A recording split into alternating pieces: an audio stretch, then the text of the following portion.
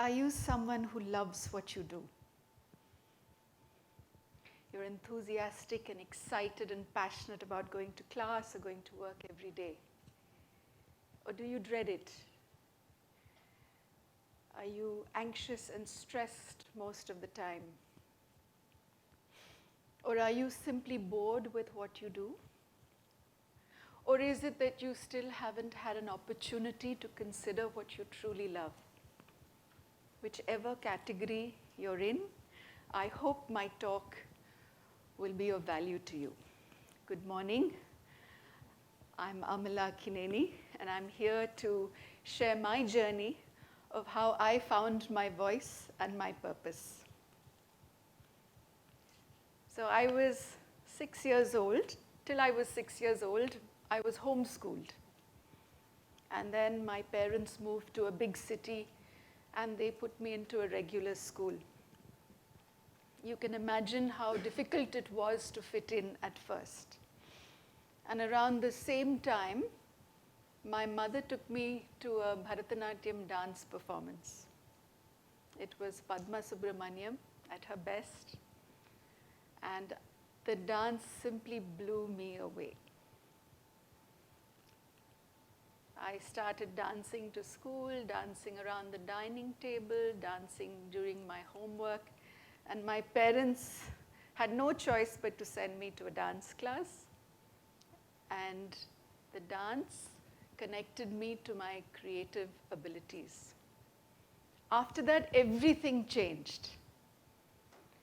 The most difficult situations in school, the most difficult subjects and challenges that I'd faced before, I could break them down into steps like the dance, and I could complete them with satisfaction.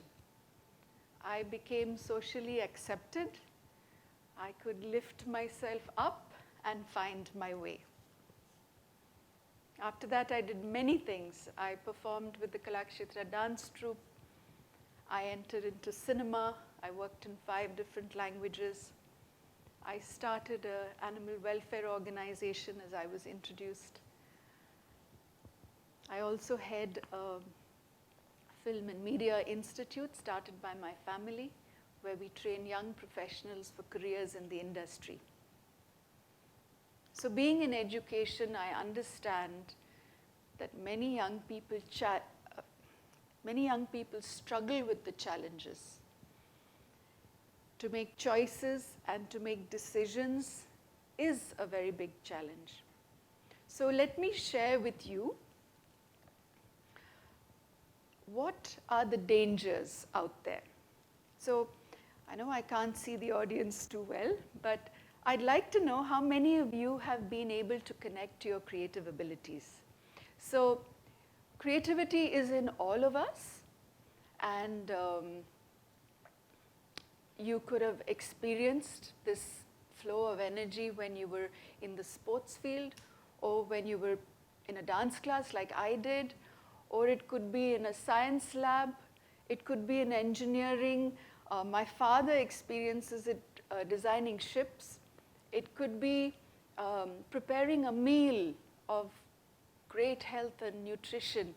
It could be singing a song or writing a poem or writing a script.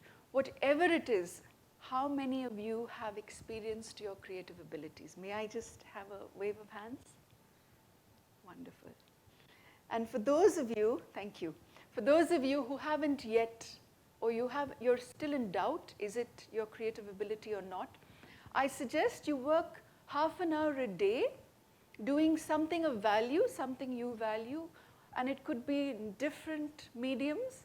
Just work half an hour a day and try to channel your interest and your energy into creating something of value, in touch with your creative abilities. I believe creativity is good for you and it's good for the world.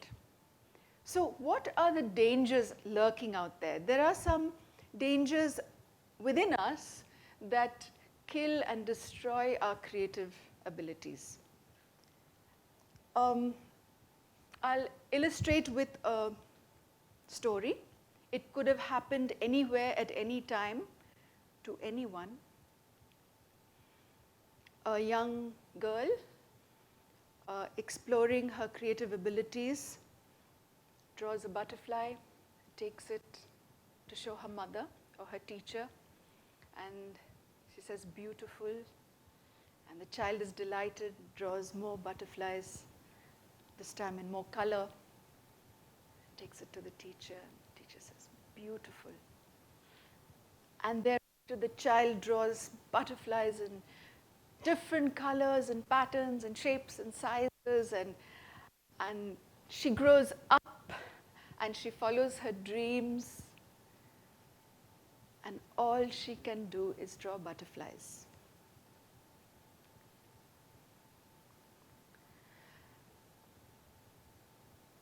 Or the story could be the other end of the spectrum, where the poor child doesn't get an opportunity, and every time he tries to draw a butterfly, it's pulled away and says, go play football. Every time he wants to play football, he says, go study. And he's thrashed and beaten, and gets angry with the world. And he's so angry when he goes to follow his dreams. All he knows is to show anger.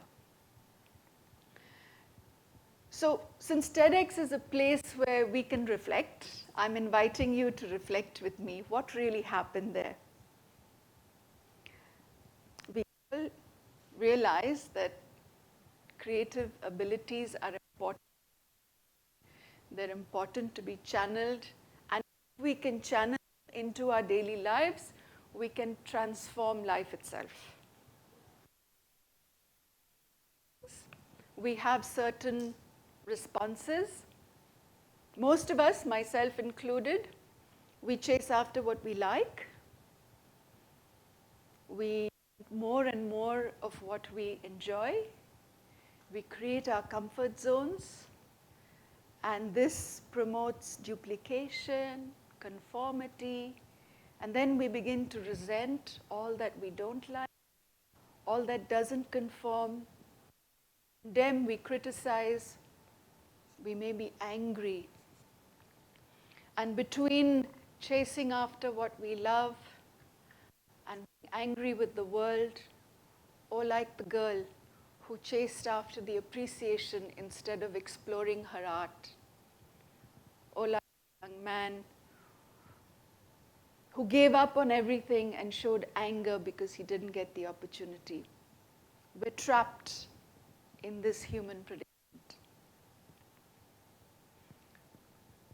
To get out of this cage and this trap, we need a paradigm shift.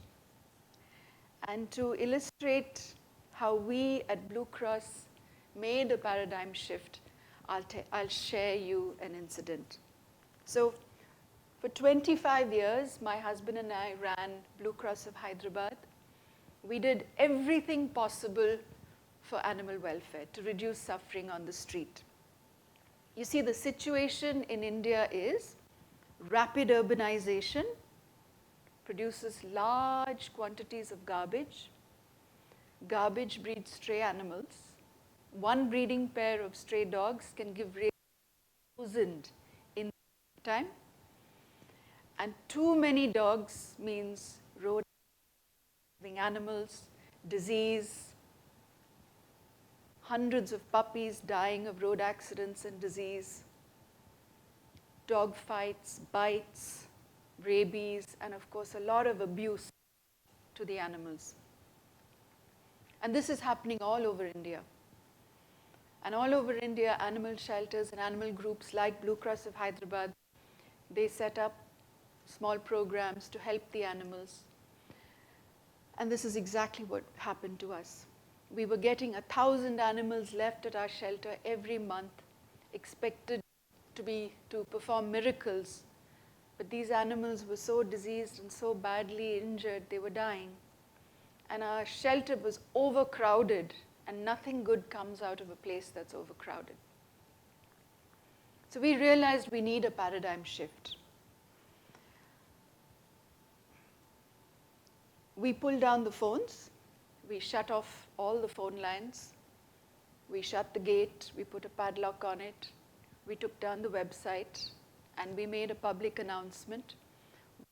Stopped rescuing animals, and the organization is under transition. Please wait, watch this space for an announcement. And we brought everybody into a hall like this, the board, the society, the members, the rescue volunteers, the vets, everybody.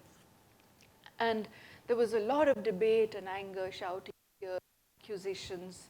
There was a lot of effort to try and solve the situation. And finally, when the arguments stopped and the tears stopped and the debate stopped, in that silence, we were able to list out 25 things that we failed in. We had done them successfully before, but 25 years later, they didn't work anymore. And once it was just so clear about the way forward. Everybody stopped the debate, and we could see what we needed to do. So we decided we will stop doing all that we failed, and we will stop responding to the community, but we will use our expertise to design what needs to be done to reduce animal. And we came up with two things.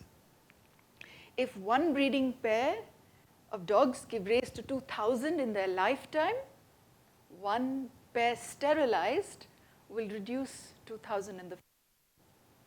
So that's what we decided to do. And then we decided to train people how to help animals like we did. It's a year since we transformed. Today, Blue Cross does 1,000 stray dog sterilizations every month, which means 200,000 less in the future, month by month. The impact is huge. There's less road accidents involving animals. There's less disease. There's hardly any puppies. There's less dog bites, dog fights. There's reduced abuse. And people and the community feel and experience the impact. So how do we make these choices? How are we sure about making these choices? I believe it's the awareness and understanding that helps us. So with an incident to demonstrate awareness and understanding, we recently hosted the Jackson Hole Wildlife Film Festival in partnership with Hyderabad Tiger Conservation Society. And beautiful conservation films, but one particular film, Gods in Shackles, it's about the suffering of temple elephants in India, made by Sangeeta Iyer, a television journalist. It highlights the torment and torture and struggle and the miserable condition of temple elephants in India. It's a film that's very difficult to watch, and I've seen people cringe and run away from the hall when watching it. So I thought, okay, let me prepare my audience, and I hope this prep will help any of you if you find yourself ever in that situation. So I said, this film is very difficult to watch, Gods in Shackles. It will offend you, it will anger you, you will feel a great wave of revulsion, pain, and agony, and you will want to get up and run away. My friends, that's what we do with most that's uncomfortable in life.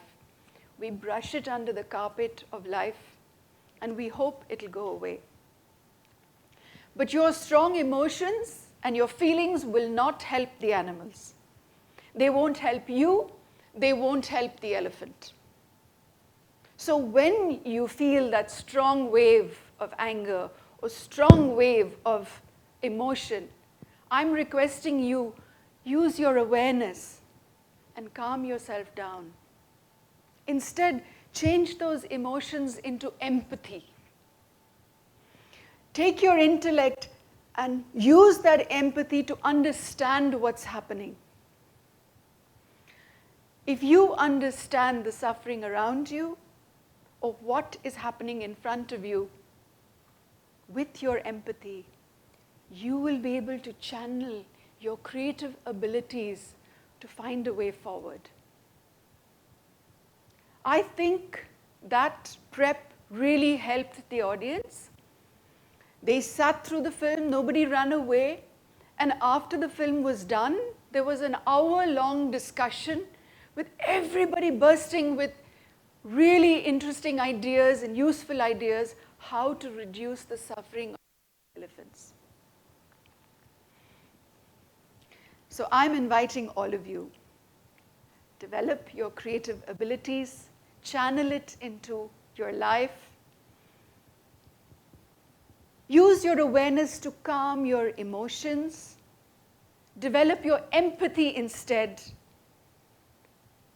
and your understanding. And then you too will find your voice and your purpose. Thank you.